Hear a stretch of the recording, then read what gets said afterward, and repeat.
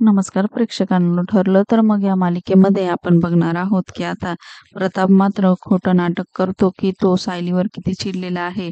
अस्मिताच्या बाबतीत हलगर्जीपणा त्याला चालणार नाही असं मात्र तो सायलीला सांगतो. तेव्हा सायली खूप दुखावते आणि ती म्हणते की बाबा, खरंच त्यांनी जर मला डायव्हर्ट करायला सांगितले असतील तर मी कदाचित विसरले असेल किंवा मधुभाऊंच्या टेन्शनमुळे माझ्या लक्षात नसेल, परंतु तुम्ही तरी मला निदान समजून घ्या.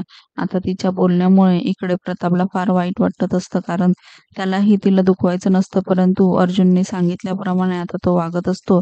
दुसरीकडे कल्पना मात्र शांत उभी असते. प्रतिमा मात्र आता सायलीला शांत करण्याचा प्रयत्न करते.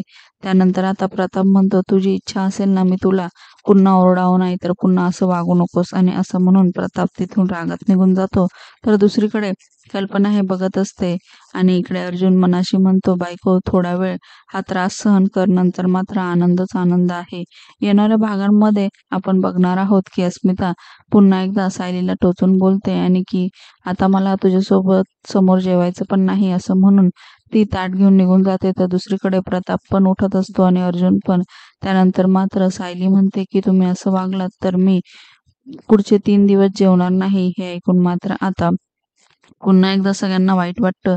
त्यानंतर आता सगळेजण निघून गेल्यावर कल्पना सायलीसाठी ताट वाढते. तर प्रतिमा तिला विचारते.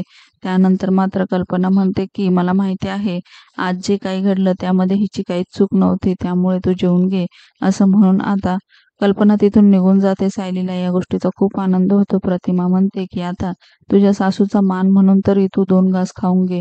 त्यानंतर आता सायली मात्र जेवायला बसते. मालिकेच्या अशाच नवनवीन भागांसाठी आपल्या चॅनलला नक्की लाईक करा, शेअर करा, सबस्क्राईब करा.